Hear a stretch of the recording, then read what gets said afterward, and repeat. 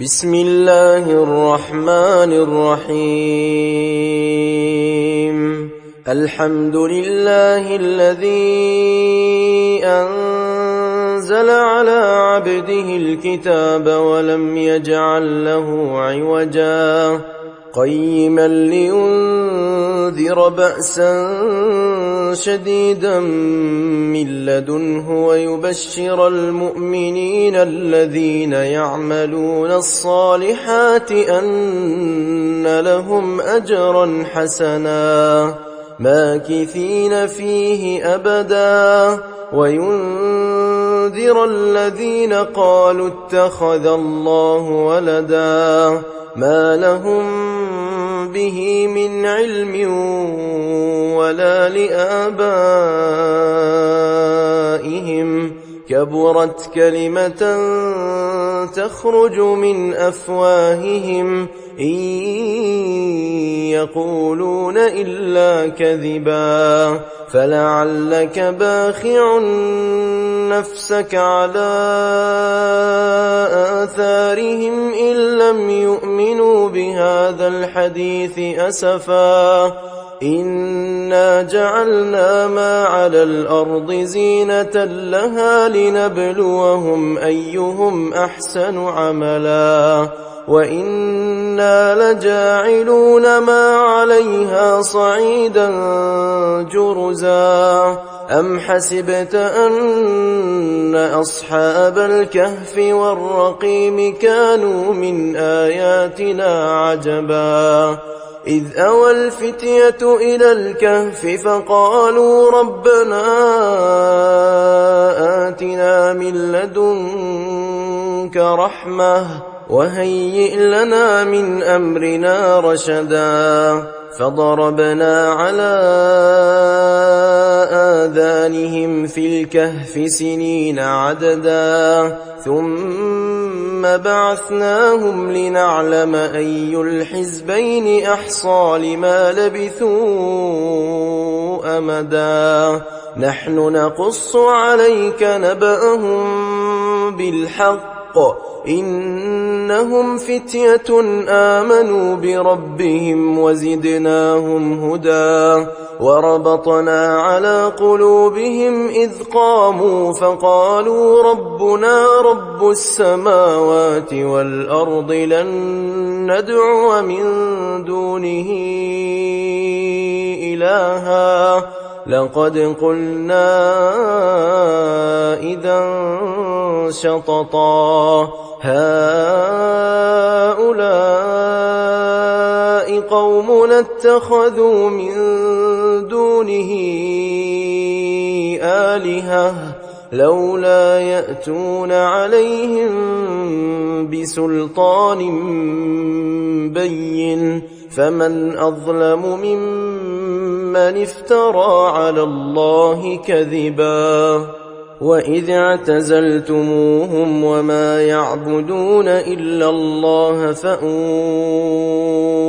إلى الكهف ينشر لكم ربكم من رحمته ويهيئ لكم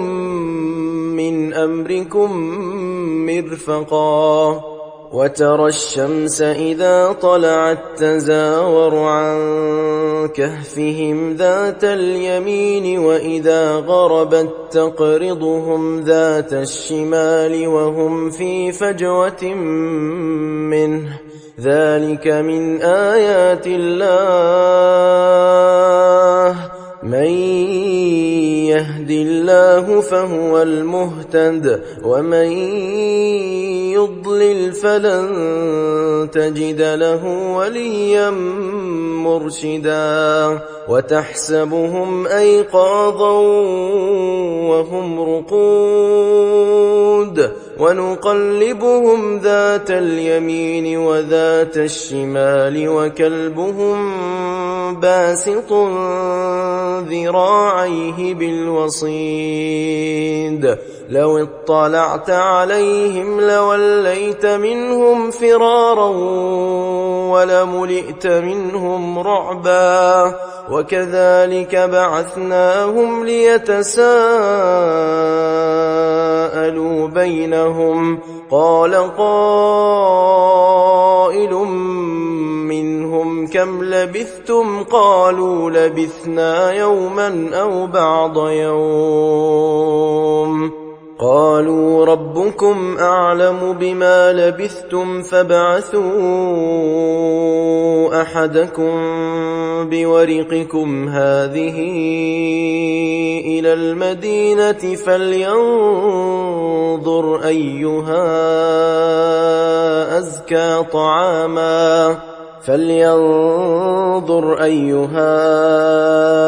أزكى طعاما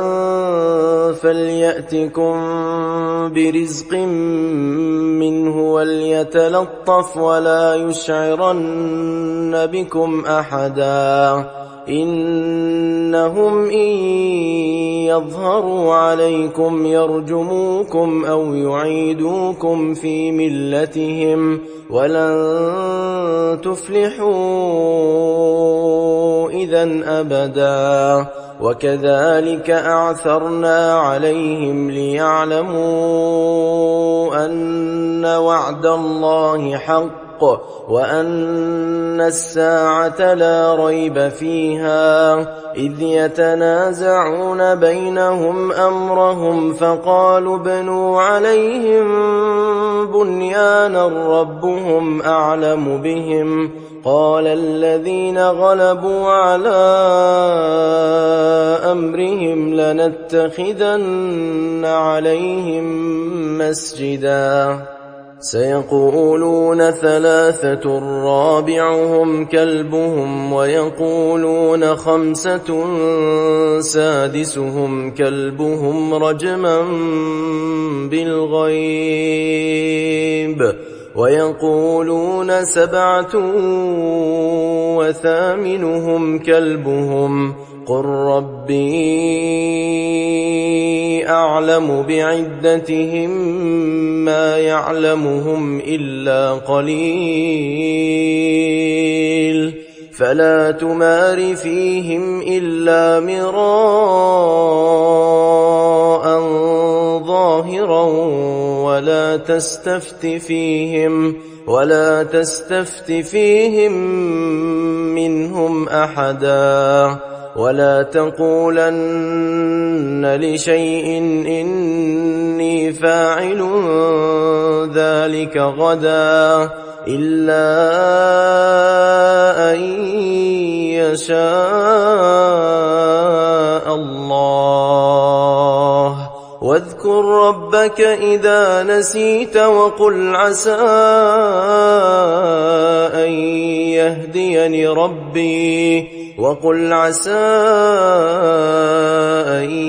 يهديني ربي لأقرب من هذا رشدا ولبثوا في كهفهم 300 سنين وازدادوا 9 قل الله أعلم بما لبثوا له غيب السماوات والأرض أبصر به وأسمع ما لهم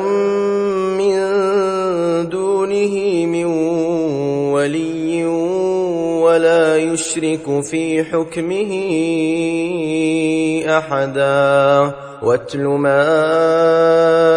أوحي إليك من كتاب ربك لا مبدل لكلماته ولن تجد من دونه ملتحدا واصبر نفسك مع الذين يدعون ربهم بالغداة والعشي يريدون وجهه ولا تعد عيناك عنهم تريد زينة الحياة الدنيا ولا تطع من أغفلنا قلبه عن ذكرنا واتبع هواه وكان أمره فرطا وقل الحق من ربكم فمن شاء فليؤمن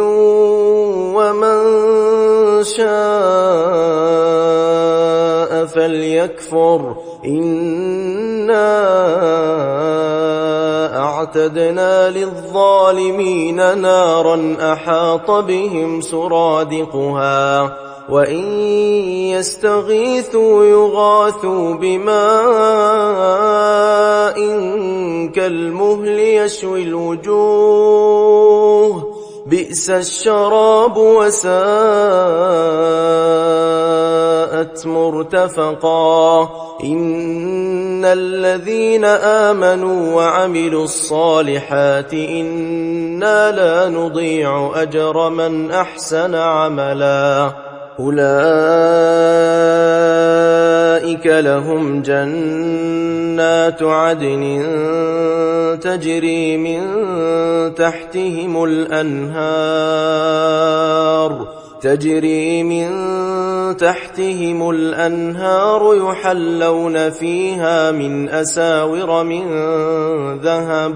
يحلون فيها من أساور من ذهب ويلبسون ثيابا خضرا من سندس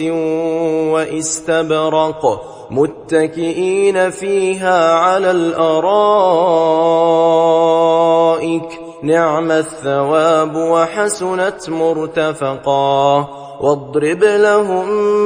مثل الرجلين جعلنا لأحدهما جنتين من أعناب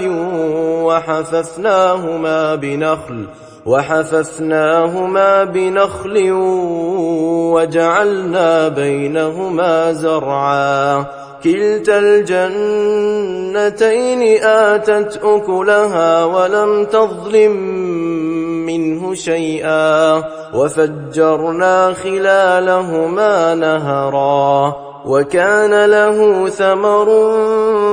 فقال لصاحبه وهو يحاوره أنا أكثر منك مالا وأعز نفرا ودخل جنته وهو ظالم لنفسه قال ما أظن أن تبيد هذه أبدا وما أظن الساعة قائمة ولئن رددت إلى ربي لأجدن خيرا منها منقلبا قال له صاحبه وهو يحاوره أكفرت بالذي خلقك من تراب ثم من نطفة ثم سواك رجلا لكن هو الله ربي ولا أشرك بربي أحدا ولولا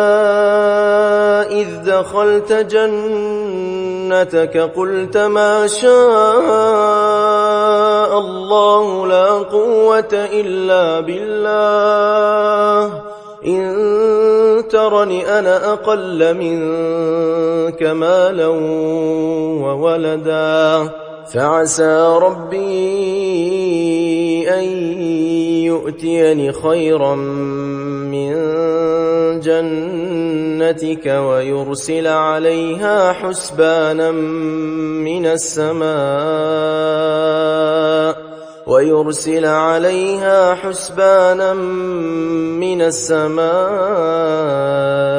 فتصبح صعيدا زلقا أو يصبح ماؤها غورا فلن تستطيع له طلبا وأحيط بثمره فأصبح يقلب كفيه على ما أنفق فيها وهي خاوية على عروشها ويقول يا ليتني لم أشرك بربي أحدا ولم تكن له فئة ينصرونه من دون الله وما كان منتصرا هنالك الولاية لله الحق هو خير ثوابا وخير عقبا واضرب لهم مثل الحياة الدنيا كماء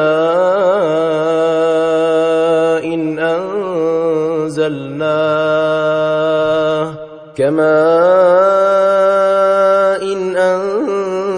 أنزلناه من السماء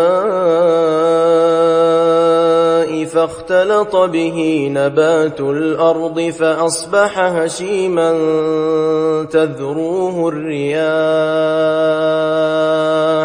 وكان الله على كل شيء مقتدرا المال والبنون زينة الحياة الدنيا والباقيات الصالحات خير عند ربك ثوابا وخير أملا ويوم نسير الجبال وترى الأرض بارزة وحشرناهم فلم نغادر منهم أحدا وعرضوا على ربك صفا لقد جئتمونا كما خلقناكم أول مرة بل زعمتم أن لن نجعل لكم موعدا ووضع الكتاب فترى المجرمين مشفقين مما فيه ويقولون يا ويلتنا ما لهذا الكتاب لا يغادر صغيرة ولا كبيرة إلا أحصاها ووجدوا ما عملوا حاضرا ولا يظلم ربك أحدا وإذ قلنا للملائكة اسجدوا لآدم فسجدوا إلا إبليس كان من الجن ففسق عن أمر ربه أفتتخذونه وذريته أولياء من دوني وهم لكم عدو بئس للظالمين بدلا ما أشهدتهم خلق السماوات والأرض ولا خلق أنفسهم وما كنت متخذ المضلين عضدا ويوم يقول نادوا شركائي الذين زعمتم فدعوهم فلم يستجيبوا لهم وجعلنا بينهم موبقا ورأى المجرمون النار فظنوا أنهم مواقعوها ولم يجدوا عنها مصرفا ولقد صرفنا في هذا القرآن للناس من كل مثل وكان الإنسان أكثر شيء جدلا وما منع الناس أن يؤمنوا إذ جاءهم الهدى ويستغفروا ربهم إلا أن تأتيهم سنة الأولين أو يأتيهم العذاب قبلا وما نرسل المرسلين إلا مبشرين ومنذرين ويجادل الذين كفروا بالباطل ليدحضوا به الحق واتخذوا آياتي وما أنذروا هزوا ومن أظلم ممن ذكر بآيات ربه فأعرض عنها ونسي ما قدمت يداه إنا جعلنا على قلوبهم أكنة أن يفقهوه وفي آذانهم وقرا وإن تدعهم إلى الهدى فلن يهتدوا إذن أبدا وربك الغفور ذو الرحمة لو يؤاخذهم بما كسبوا لعجل لهم العذاب بل لهم موعد لن يجدوا من دونه موئلا وتلك القرى أهلكناهم لما ظلموا وجعلنا لمهلكهم موعدا وإذ قال موسى لفتاه لا أبرح حتى أبلغ مجمع البحرين أو أمضي حقبا فلما بلغا مجمع بينهما نسيا حوتهما فاتخذ سبيله في البحر سربا فلما جاوزا قال لفتاه آتنا غداءنا لقد لقينا من سفرنا هذا نصبا قال أرأيت إذ أوينا إلى الصخرة فإني نسيت الحوت وما أنسانيه إلا الشيطان أن أذكره واتخذ سبيله في البحر عجبا قال ذلك ما كنا نبغ فارتدا على آثارهما قصصا فوجدا عبدا من عبادنا آتيناه رحمة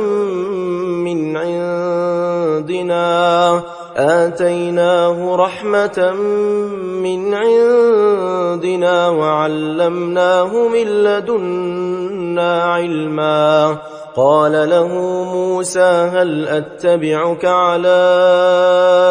أن تعلمني مما علمت رشدا قال إنك لن تستطيع معي صبرا وكيف تصبر على ما لم تحط به خبرا قال ستجدني إن شاء الله صابرا ولا أعصي لك أمرا قال فإن اتبعتني فلا تسألني عن شيء حتى أحدث لك منه ذكرا فانطلقا حتى إذا ركبا في السفينة خرقها قال أخرقتها لتغرق أهلها لقد جئت شيئا إمرا قال ألم أقل إنك لن تستطيع معي صبرا قال لا تؤاخذني بما نسيت ولا ترهقني من أمري عسرا فانطلقا حتى إذا لقيا غلاما فقتله قال أقتلت نفسا زكية بغير نفس لقد جئت شيئا نكرا قال ألم أقل لك إنك لن تستطيع معي صبرا قال إن سألتك عن شيء بعدها فلا تصاحبني قد بلغت من لدني عذرا فانطلقا حتى إذا أتيا أهل قرية استطعما أهلها فأبوا أن يضيفوهما فوجدا فيها جدارا يريد أن ينقض فأقامه قال لو شئت لاتخذت عليه أجرا قال هذا فراق بيني وبينك سأنبئك بتأويل ما لم تستطع عليه صبرا أما السفينة فكانت لمساكين يعملون في البحر فأردت أن أعيبها وكان وراءهم ملك يأخذ كل سفينة غصبا وأما الغلام فكان أبواه مؤمنين فخشينا أن يرهقهما طغيانا وكفرا فأردنا أن يبدلهما ربهما خيرا منه زكاة وأقرب رحما وأما الجدار فكان لغلامين يتيمين في المدينة وكان تحته كنز لهما وكان أبوهما صالحا فأراد ربك أن يبلغا أشدهما ويستخرجا كنزهما رحمة من ربك وما فعلته عن أمري ذلك تأويل ما لم تسطع عليه صبرا ويسألونك عن ذي القرنين قل سأتلو عليكم منه ذكرا إنا مكنا له في الأرض وآتيناه من كل شيء سببا فأتبع سببا حتى إذا بلغ مغرب الشمس وجدها تغرب في عين حمئة ووجد عندها قوما قلنا يا ذا القرنين إما أن تعذب وإما أن تتخذ فيهم حسنا قال أما من ظلم فسوف نعذبه ثم يرد إلى ربه فيعذبه عذابا نكرا وأما من آمن وعمل صالحا فله جزاء الحسنى وسنقول له من أمرنا يسرا ثم أتبع سببا حتى إذا بلغ مطلع الشمس وجدها تطلع على قوم لم نجعل لهم من دونها سترا كذلك وقد أحطنا بما لديه خبرا ثم أتبع سببا حتى إذا بلغ بين السدين وجد من دونهما قوما لا يكادون يفقهون قولا قالوا يا ذا القرنين إن يأجوج ومأجوج مفسدون في الأرض فهل نجعل لك خرجا على أن تجعل بيننا وبينهم سدا قال ما مكني فيه ربي خير فأعينوني بقوة أجعل بينكم وبينهم ردما آتوني زبر الحديد حتى إذا ساوى بين الصدفين قال انفخوا حتى إذا جعله نارا قال آتوني أفرغ عليه قطرا فما استطاعوا أن يظهروه وما استطاعوا له نقبا قال هذا رحمة من ربي فإذا جاء وعد ربي جعله دكاء وكان وعد ربي حقا وتركنا بعضهم يومئذ يموج في بعض ونفخ في الصور فجمعناهم جمعا وعرضنا جهنم يومئذ للكافرين عرضا الذين كانت أعينهم في غطاء عن ذكري وكانوا لا يستطيعون سمعا أفحسب الذين كفروا أن يتخذوا عبادي من دوني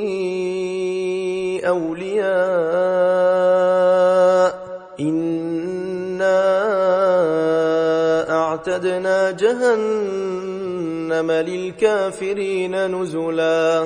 قل هل ننبئكم بالأخسرين أعمالا الذين ضل سعيهم في الحياة الدنيا وهم يحسبون أنهم يحسنون صنعا أولئك الذين كفروا بآيات ربهم ولقائه فحبطت أعمالهم فلا نقيم لهم يوم القيامة وزنا ذلك جزاؤهم جهنم بما كفروا واتخذوا آياتي ورسلي هزوا إن الذين آمنوا وعملوا الصالحات كانت لهم جنات الفردوس نزلا خالدين فيها لا يبغون عنها حولا قل لو كان البحر مدادا لكلمات ربي لنفد البحر قبل أن تنفد كلمات ربي ولو جئنا بمثله مددا قل إنما أنا بشر مثلكم يوحى إلي أنما إلهكم إله واحد فمن كان يرجو لقاء ربه فليعمل عملا صالحا ولا يشرك بعبادة ربه أحدا